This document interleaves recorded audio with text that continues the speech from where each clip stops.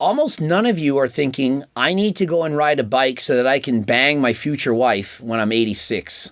Like in the basement where I have the dumbbells, I have a collage picture of my wife and our dogs and cats. If I'm like, oh, I'm too tired, I don't want to do it, and I look up and I see that, and I'm like, I'm going to do it.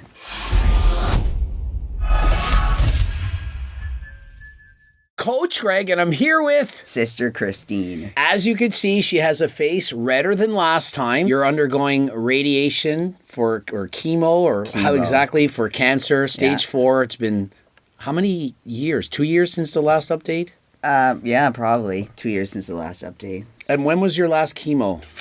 Monday. Today is Thursday, so 3 days ago. On a scale of 1 to 10, 10 being you feel amazing and 1 feel like shit, like you're hungover from partying all night, what do you feel like right now?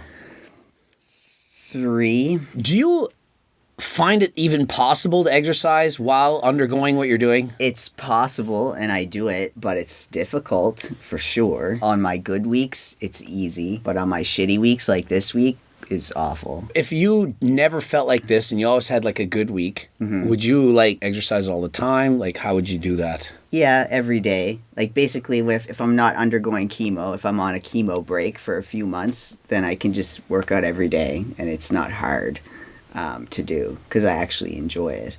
But on chemo weeks, so for example, this week you feel like garbage. So actually going and picking up a dumbbell is like torture. So last night you did exercise. Yeah. And what did you do?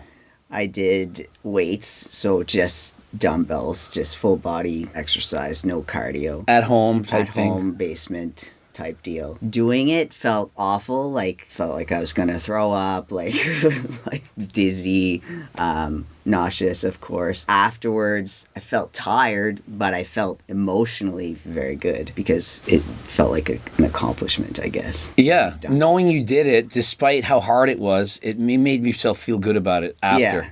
Now, I call people fat pieces of shit and lazy and like I just can't understand how they wouldn't care about their bodies at all. You're a bit more caring or kind or more empathetic than I am. A little bit. A little bit. But what do you think when you see somebody who's 500 pounds and they're just like eating shit food and they're not exercising and they don't do anything and like they don't care and you know that they're probably going to die 20 or 40 years younger? Like, do you feel anything about that? Or like, how do you handle that? I can't say that I probably share the same views as you about that because my background is mental health nurse.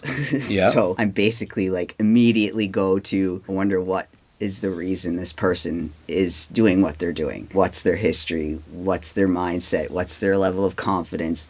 What type of traumas may they have experienced in their past, etc. So I'm assuming they have to have something wrong with them, both or either mentally and or physically, because I don't think it's possible to just be like fat and lazy and just wanting to die, like without something causing that. Whether it's the ghrelin, like making them really hungry, or like something was done to them when they were kids and they don't know how to cope. Yeah. But would you not think that like, I keep saying exercise is like the best pill in the world. Like if you give every single medicine in the world, if they could bottle up exercise and give it in a pill, it would be worth $1 trillion. But yet people won't take that pill because you need to do hard things. Like you had to lift weights for let's say 30 minutes and it was hard. But that 30 minutes of hard exercise is worth more than all the Prozacs and all the drugs, all the things they could ever give. Yeah, I agree with you within reason. So how do you think how do we motivate people to do stuff? Like you did it, you're suffering and you got through it yesterday.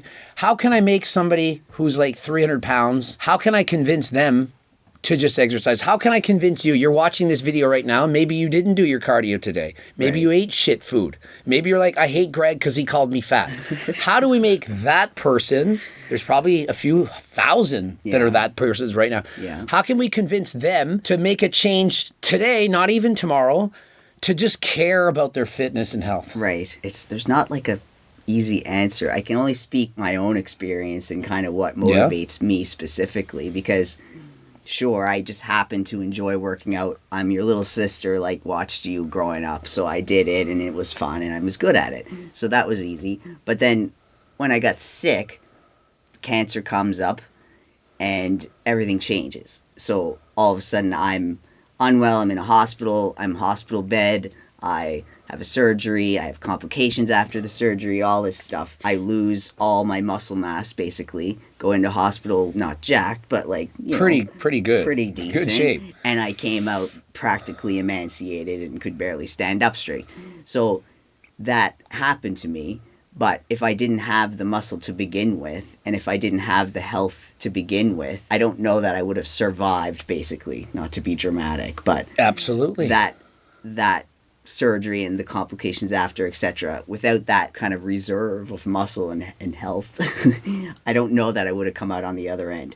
So having gone through that, you can't forget that that's the case. So when I'm sitting on the couch thinking, oh, I'm so sick, I don't want to go downstairs and I don't want to work out and I don't feel good, I'm like, I'll just do a little bit. I have to do it because what if I get sick again? What if I need another surgery? Last year I needed another surgery and the same thing happened all over again. So I feel like the muscle and the health is kind of what saved my life in a way. I think the biggest problem is that we're blessed with health. Like fitness, and when you're young, like when you're 20, you're probably teenagers, 20-year-olds watching this. Even if they're fat, they're still kind of fit.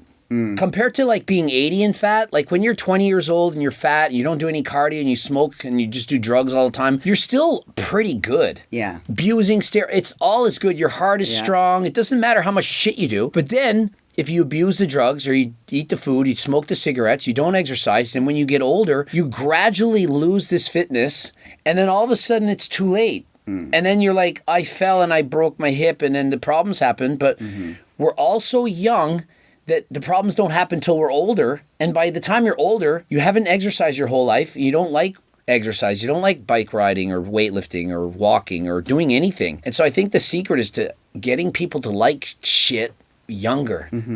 That's really it. Like they have to, like if you like it, like I like riding my bike as much as most of you like going out to eat or going to the movies. And so when I said, hey, I bike ride 7 days a week, it would be equivalent to you guys say, oh, I go out to eat 7 days a week. I hang out with my friends 7 days a week. I read my favorite book 7 days a week. Would that be hard? Like it's not hard because I love it.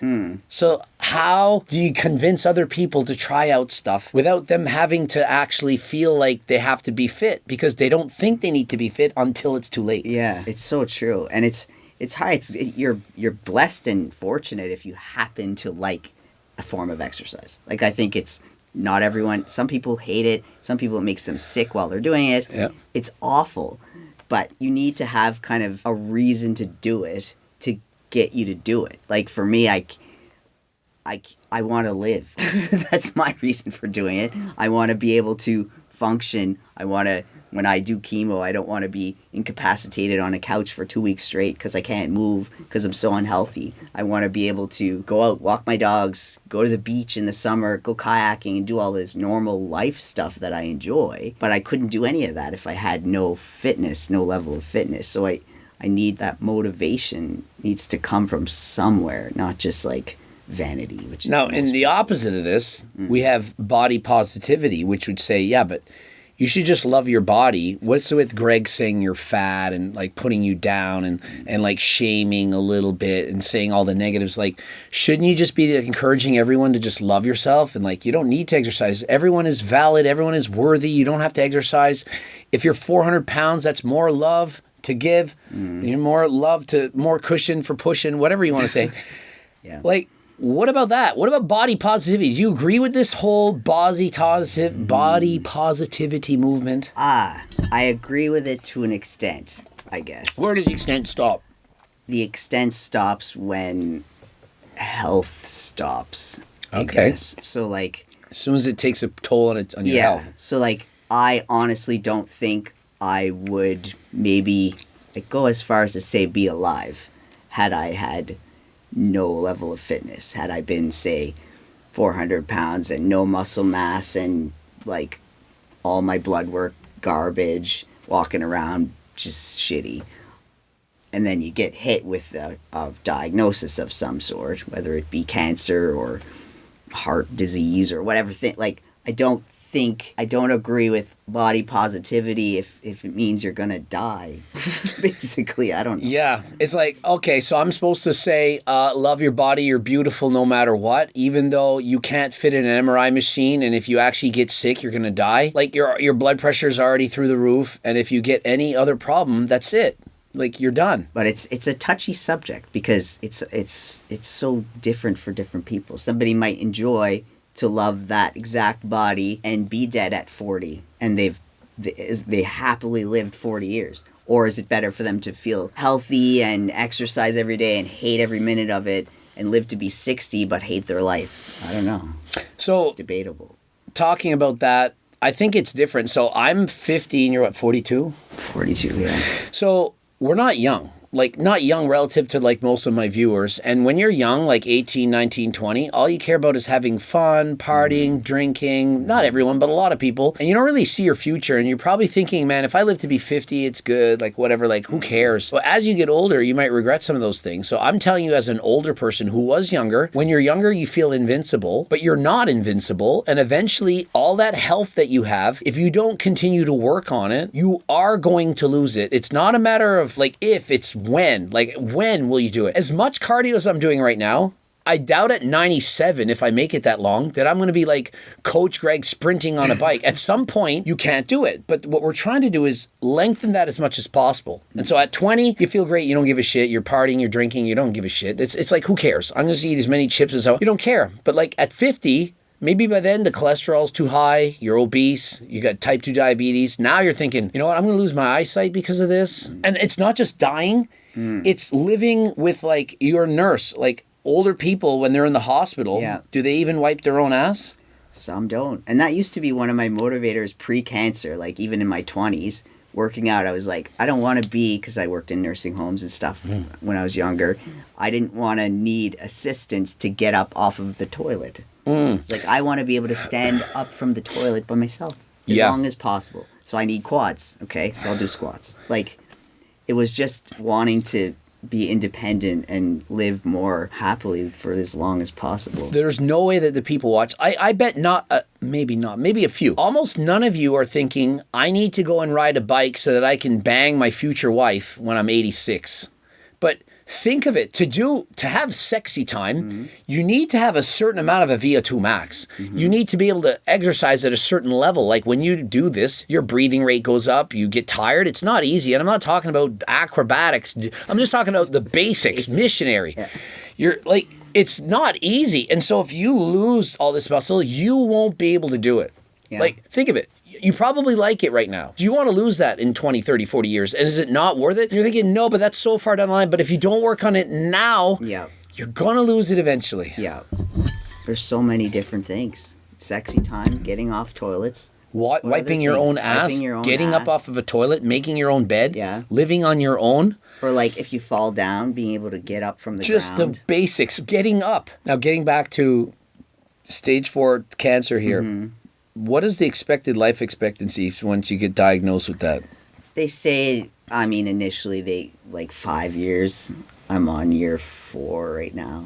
So they say you'd probably have 5 years to live is like kind of a guesstimate that they would say? Yeah. And you're at year 4? Yeah. Now, a lot of people probably want to know, well, how do you stay motivated? And also, once you're at year 4, do they say, oh, you're probably going to beat 5 years? Like, how do they talk? Do they even talk about that? They don't talk much about life expectancy. How you're doing. And it's more like how you're doing in the moment. Yeah. And it's all based on stats, and I've just decided I'm an outlier anyway, so to me it doesn't matter. Yeah, like science and studies is half the time it's bullshit. It's based on, like, I keep saying in my own studies, it's like they take a bunch of soccer moms and they do an 8-week study and they see, like, how many of the people that get cancer are as young and as fit as you. And so if you're getting it at 64 versus at 44 or 34, like, it's obviously going to be a lot different. For sure. So it's to me it's practically irrelevant. It's like scary if you go and think about it, but then when you're like, no, it's just stats. It doesn't matter. Now, you probably researched this being a nurse. There's certain cancers that you can get from, like, drinking alcohol, different drugs and stuff. Like, if somebody was watching this and they knew that maybe they don't know. You know. Alcohol is a class 1 carcinogen, and it's been shown to cause cancer. Smoking can cause cancer. So if you're watching this and you're smoking and or drinking alcohol, I don't want to be the party pooper, but somebody's got to say it. You're increasing the chances that you're going to get cancer. You might be thinking, yeah, but I want to have fun and I want the party life and all that. And if I die, I die. You don't just die if you woke up in your sleep, if you didn't wake up after you sleep, I would say it's probably not that big a deal. Like, let's say I woke up tomorrow and I didn't. Yeah, I'm dead. Well, I lived till I'm 50 and I had a great life and I feel awesome. And so if I die magically without knowing, I didn't know I died, so does it really matter? But if I woke up tomorrow and I found out that I got cancer because I drank like a fish in university, I'd be like, well, that sucks. And so we didn't even know these things. We didn't know alcohol was bad. They would say, oh, alcohol is good. It's good for your heart. It was such bullshit. Or cigarette smoking, they used to say that was good for you. Think of this. And so if you're using these things, realize what you're doing. And so ask yourself, like, is it worth it? And so you might be thinking, like, I don't care if I live, I can just die. Or you can get cancer and then you can have 10 years with reduced quality of life. Like, you've seen people with cancer, they're in the hospital, they can't take care of themselves. Yeah. It's not easy. So if you do get the misfortune of having something happen bad with your health or whatever it could be, it could be cancer, it could be at a car accident, it could be any kind of thing. Yeah. You know, you might have not survived it if you hadn't have done the fitness type of things. Yeah. Because it brings your body, like, my blood work's always really good. And, like, the stupid little things you wouldn't think of, like, I'm not allowed to go on chemo if my blood work is poor. There's certain levels that they check, and if you're under or hot, whatever, I don't even know this. Right. But you do blood work 2 days before you get your chemo. If your blood work's shit, you can't do your chemo. Right, and So, chemo is what's saving you. yeah, if you couldn't do keeps me chemo, alive. you would be gone very Yeah. quickly. And Like- so if your blood work isn't healthy enough, you just can't even get the medicine that you need to be healthy. Yeah. So you're screwed either way. So it's like it just brings you to a point where instead of being a statistic with your 5-year lifespan, you end up the outlier. It's the difference between, in my opinion, dramatically life and death. It's life or death, 100%. And also just quality of life and death. Like, literally Monday, I was in a hospital, infusion of chemo. I went home they attached this bottle and I get infused for 46 hours straight of chemo going in. And I disconnected yesterday and I am here. Like, drove hour and a half from home, visit my brother, see everyone, like, got the dogs, like, just having a good time. And if I was unfit, if you were down by even 20%, you might have said, hey, Greg, I have to cancel. Yeah. I can't make the drive down. I just don't have the strength to do it. I'm just too sick. Yeah, the baseline, the more strength you have to start with, you can lose half of it and still be kind of all right. yeah. And it makes sense. Yeah, like my motivation for working out pre-cancer, pre-illness was vanity. 100%. Yeah. I want to look good. I want to impress whatever. I want to just vanity, nothing more. Yeah. Maybe a little bit to live longer, a little bit of, because I worked in nursing homes, didn't want to be the old lady stuck on the toilet. That was also there. But vanity was most of it. Now I'm like, vanity is like just some random sidebar bonus if you look better, great. But Yeah. ultimately it's like 100% living and then quality of life. It's while you're interesting living. because if I'm going to be honest, I don't think I did any single bout of exercise for my health until I was mid 40s and older. Like when I was in my 20s and 30s, like think of it. I started taking steroids in my 30s. I wasn't taking it for health reasons. I only wanted to get jacked and have a pro card. And basically I convinced myself it's okay because I said, well, I'm fitter than those people. I'm not taking as much as they are taking, and I'm still doing a 10-minute warm-up before my lifting weights, and I lift weights, so that's like cardio, and so you justify it, you're coping a little bit, and you're thinking, it's not a big deal. Then you get a bit older, and then I finally stopped taking steroids, and I'm like, wait a minute, like, I'm kind of like heavy, I weigh 230 pounds here, like this isn't, I don't look fit, and I'm like going for a 15-minute bike ride, I'm like tired, I'm like, how am I tired for 15 minutes? Like I was doing triathlons when I was a kid, when I was a teenager. So I'm like, I got to get back to that. And so now when I tell people that I regret taking steroids, they're like, you don't regret it. There's no way you regret it. And I'm like thinking, just because you don't regret it at 39, you're not 50. In 10 years from now, you probably will regret it, especially if they diagnose you with, oh, you have high cholesterol, you have high blood pressure. Oh, by the way, you had a heart attack. As soon as somebody says something bad happened, that's when you wake up. So thank goodness for me, I was able to wake up before anything serious actually happened. And so I'm telling you, if you're on steroids right now, you're doing the thing and you're thinking, yeah, I don't care about my health. I just care about my looks. Eventually, the looks won't matter. Like in the basement by my mirror where I have the dumbbells, I have a collage picture of my wife and our dogs and cats. And it just sits there. And then if I'm like, oh, I'm too tired, I don't want to do it. And I look up and I see that and I'm like, no, I'm going to do it. Because whatever like, it takes. Yeah, I don't want to like. And then the puppy come downstairs and look at me, and I'm like, I want to live longer so the puppy doesn't lose me. I started doing, like I found last year, if I was sick, like on chemo weeks, I just wouldn't work out at all. Be like, no, I'm sick, I can't do anything. And then by the next week, I couldn't get back to it. So now I'm like, I feel like utter shit. I don't want to do anything. I'm like, I'm just going to go downstairs and for 5 minutes. I always end up there for at least a half an hour. But I just make myself do the little bit just so that it's a routine. I just remembered that you're actually using this. 100%. This stuff is And your hemoglobin levels would go up from it. Yes. If people don't understand all the benefits of a Juga Turkistanica, they think it just makes you lift heavier weights and recover faster, but it actually improves your blood work. Like your hemoglobin, like so the oxygen carrying capacity. There's studies on it that prove it. It's probably more famous for that than for building muscle, but it all works. And this is like, yeah, my hemoglobin's levels would go down every time I do chemo, and this is the first time that it hasn't. So, if you do have cancer, you might want to use this. Talk to your doctor, do whatever. But if you don't, the main thing, better than any pill, still use it, better than any pill that you could ever get, is you literally just go exercise. Exercise is better than every single supplement that I sell combined. So if somebody said, Greg, would you rather them do cardio or just like take all your stuff? I don't care how much money you make. I'd still rather you just go out and do exercise. Like you think that when I was a phys ed teacher, that my goal was to sell a bunch of supplements. I became a phys ed teacher because I like sports, I liked activity, and I wanted other people to feel about sports the way I did. I want people to enjoy life the way I do. So this was still what I want. Now, on top of that, I sell supplements. Obviously, I make money from it, but like I don't need to.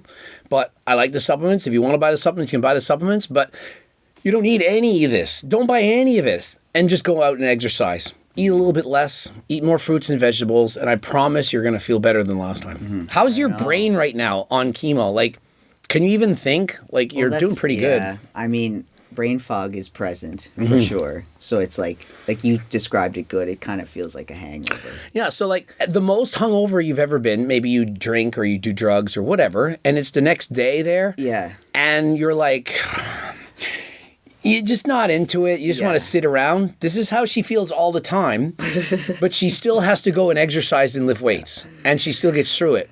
And so if she can do it, you can do it. Yeah, for sure. You can do it. Stop just making excuses. Find a reason that, like, not to be all sentimental, but find a reason that's, like, actually close to your heart. That, like, makes you want to, I don't know. Hopefully everyone has that reason. It would be sad to think that they don't. So you have there's a reason. How is there nothing to live for? Even if it's the friggin' blue jay that comes to your... The sunset. Just the simplest, stupidest stuff. There's something fun out there that you want to look at, enjoy. Why spend a minimal amount of time on this planet when you can spend it longer than last time? Yeah, the planet is fun. Exactly. The planet is fun, guys. So stay on it longer. So yeah, that sounds like a Gregism. This is it. The planet is fun. Stay on it longer. Planet longer. Perfect. It can be our next shirt. Yes.